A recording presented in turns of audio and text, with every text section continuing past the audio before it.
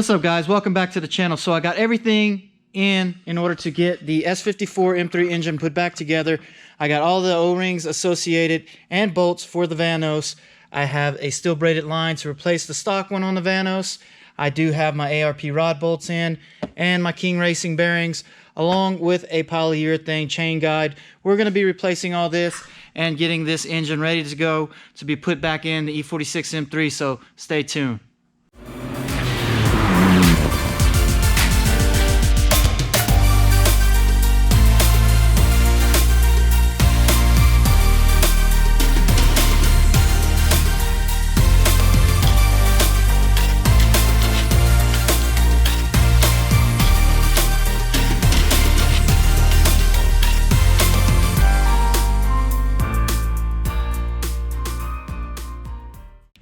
Okay guys, so first of all, we're going to start with the rod bearings. I got the engine flipped upside down. I got the surface all cleaned up from all the oil that was draining out over time through the bottom. So I got a nice clean process to start with. Now you always want to start by verifying the part numbers that you have on the rod bearings to the part number on the box, because sometimes they do mix them up, and I had that happen in the past and it made my life hell. So I did verify them. They do match the part number on the box. They are all are marked standard, so I do in fact have the right rod bearings. I did check the part number on the rod bolts too, and we are going to go ahead and start removing the rod bearings from the crank.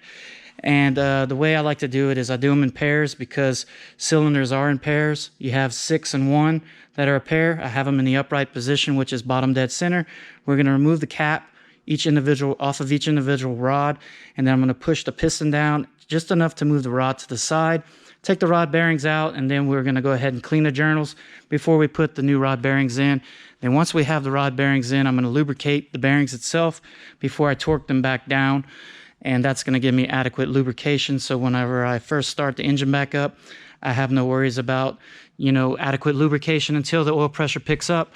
And also, whenever you're installing these rod bolts, you want to use the ARP assembly lubricant that's provided. And there's 2 ways to torque these down on the instructions. You can have the stretch method that you use, but you need a stretch gauge, which I don't have. So there's another method that calls for 70 foot-pounds, and that should give you the adequate stretch you need for these rod bolts. So that's what we're going to use. I have my torque wrench. So let's go ahead and get this thing going and get this thing done so we can start on the Vanos.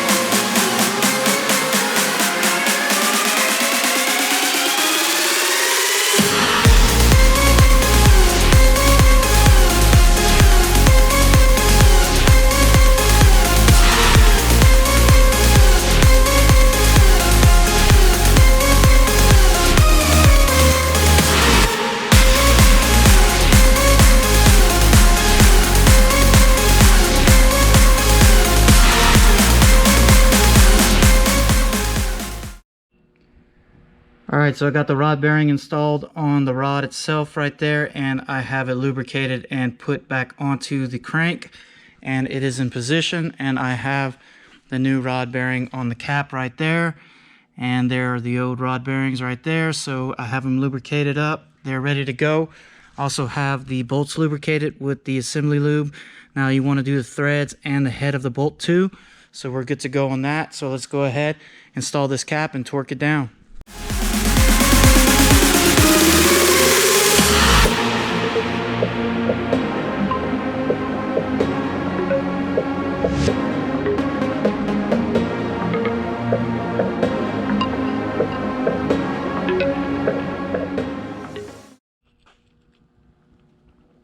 Alright guys, so we got this one done. The rod bearings are nice and lubricated, and I did get generous with the lubrication on the fasteners itself, and I did add some lubrication around the surface on the rod caps, along with it on the head of the bolts, just to ensure that I did not have any binding and we got a true torque value out of it. And torquing it down to 70 foot-pounds, it went nice and easy. So this one's good to go. I'm going to go ahead now and knock all these out, and then after that we'll put the oil pump on and get down to the nitty-gritty on the Vanos.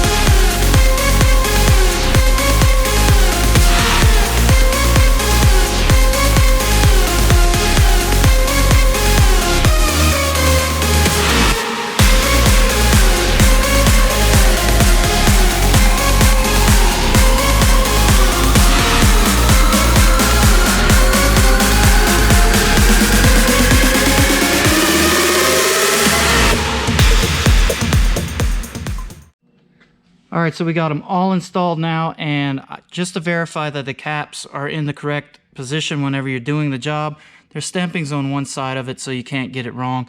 You always want to do it one rod at a time, and that will ensure less air on your part. But we got them all installed now. Everything's torqued down, and I always spin the crank after every time I install a bearing just to make sure that there's no binding and the rotational resistance feels about the same. So everything's good on that part. And looking at the bearings that I took out, looks like the upper bearings on every one of the rods that I took off, they actually have a pretty good wear on the crown, if you can see that discoloration. So just about every rod bearing that I took out has that same wear pattern on the upper crown.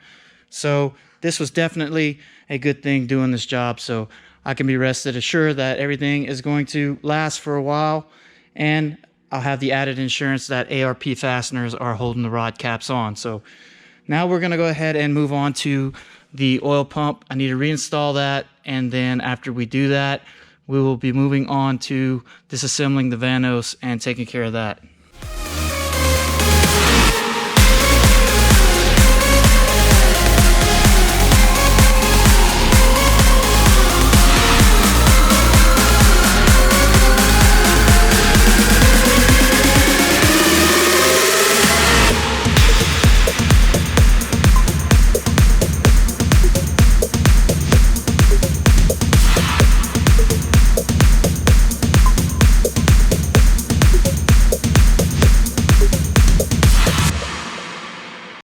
All right, guys, so we got the oil pump installed now. We're going to be moving on to the Vanos, and first of all, I'm going to be cleaning out the solenoid block.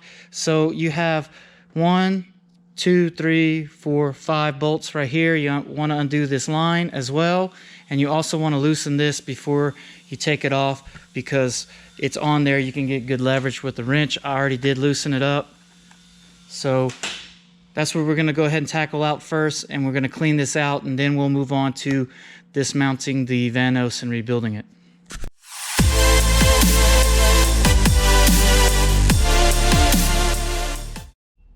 Alright guys, couple issues. We'll just have to work around them, and then once I get the things that I need, we can carry on. But just to talk about the issues is the solenoid block. Each of these nipples are plungers. Now on the solenoid pack, these are basically electromagnets, and when they're energized, they create a magnetic field that pulls the plungers up off the seat, allowing oil to pass from one passage to the next. And I thought this magnet would be powerful enough to unseat it, but it is not. So I need to source out a more powerful magnet in order to take care of that. And another issue that I found out is to take the bolts off of the cam gears, you need a jig that goes across the head, and you have 2 pins that go down and go through these holes in the cams to lock the cams in their top dead center place.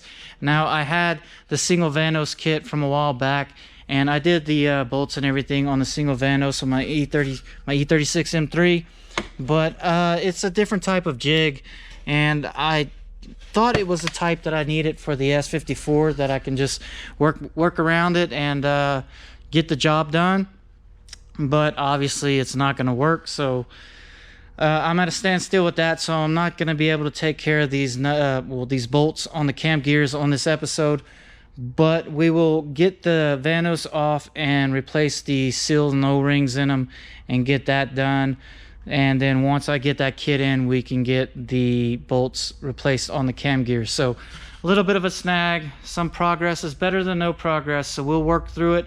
But I think one of the YouTube videos I was watching, he mentioned that he got a powerful enough magnet at Home Depot, so I need to source that out and see if I can get one here. And yeah, man, we'll just do what we can, and wherever we end up is where we'll wrap it up, and in the next episode we'll carry on and get this thing done. You know, one of those things, man, one of those things, but make sure we do it right and do it right the first time. So let's go ahead and take off that Vanos. Alright guys, so I was doing a little bit of research on how to remove this dual Vanos, and seems like I have enough tools in order to get that job done. Now, as far as taking the cam gears off, you're going to need that jig that goes on top to lock these cams in place. But the M52 Vanos kit had this locking crank pin, and it worked perfect for this application. So on the crank pulley right there, as you can see, it says OIT. And I have the pointer on the eye, so that is top dead center for the crank. And I have it locked in with this pin, so that crank will not move. Now this hole is a little off centered from 12 o'clock position. With the crank locked in, I used a 24mm wrench, and I was able to rotate that to put it in the 12 o'clock position. So I'm just going to keep my eyes on that and make sure that it does not move. Because we're not removing the cam gears, I don't really have to worry about that jig just yet. Once I get that jig in, I will put that in place and take care of the cam gears. But we got enough in order to take off the dual Vanos and do it the right way without messing things up. So basically you have 1, 2, 3, 4, 5. These bolts have to come off. And once you take these off, you can use the solenoid block long bolts and thread them in place right there and use it as a guide to back that off and allow you to unthread the locking nuts to be able to release and pull off the dual Vanos. So like I said, when I get the jig kit in for the S54 engine, we'll go ahead and lock those cams in place and tackle the cam gears. But for now, we got enough in order to get this dual Vanos off of the car, and that's what we're gonna do. So I'm going to go ahead, put this in a time lapse, and we will go ahead and tackle it. Also, I wanted to point out you have to remove these two 10mm bolts as well and loosen these in order to pull it off. So 1, 2, 3, 4, 5, 6, 7. All right, let's get it done.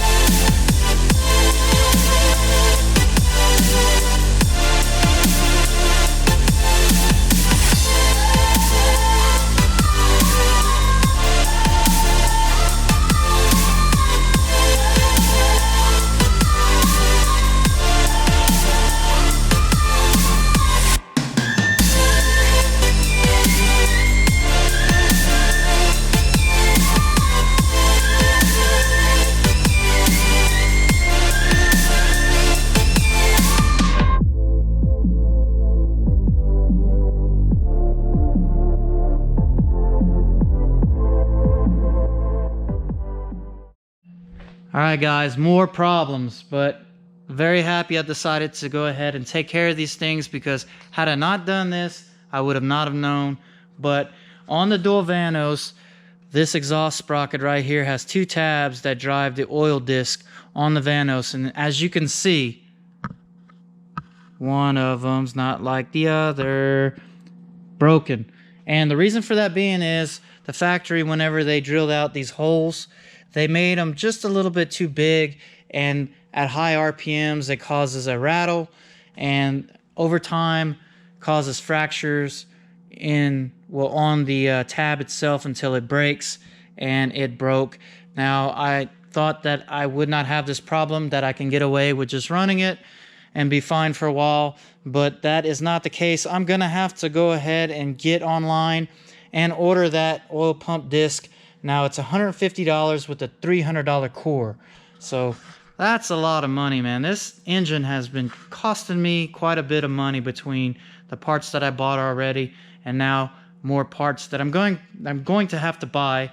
And hopefully this hub piece on that other engine is good and both of the ears are intact, because that piece right there was $400 when I looked it up. So hopefully it's going to be good on that engine. I'm going to have to take that apart on that other engine to inspect that. But that's going to put me at a standstill with redoing this Vanos. There's no need for me to go ahead and start doing all that until I get that oil pump disc in. So this has kind of turned into quite a shit show on this episode, man. Not getting much done. But it is what it is, man. You know, these things happen. Project life. I did make some progress. Some progress is better than no progress, but I'm gonna have to take this Vanos off and inspect it. So I'm gonna go ahead and do that before I close out this episode. It's a little bit later in the afternoon, so I'm just gonna go home. I'm just gonna go home, cut my losses for the day, not let it get to me, and just relax. Come in tomorrow fresh, and then I'm gonna take the Vanos off the other engine to inspect the hub. And as long as those earpieces are good on that engine, I'll be all right. But that is quite a big price to pay for a hub, $400. Maybe I can find one used online if that one's broken as well. Hopefully not. And just have to figure this out. You know, it's usually every time I say things will be quick and easy, it comes back and bites me. So I need to stop saying those things because I jinx myself every damn time. All right, guys, I'm going to go ahead and just cut my losses for the day, and I'll see you guys tomorrow. All right, guys, so it's the next day. I got most of the stuff off of the parts engine. I'm about ready to pull that Vanos, but looking at the backside right there with my flashlight, it looks like Lady Luck is on my side, and that hub is going to be just fine. So I'm going to cross my fingers and hope that it is okay, because it's definitely going to save me some money and allow me to get this engine put back together a whole lot quicker. And when I say engine put back together, I'm talking about that one over there. But yeah, hopefully it works out for me, man. I'm going to put this in time lapse real quick, and then we're going to check it out.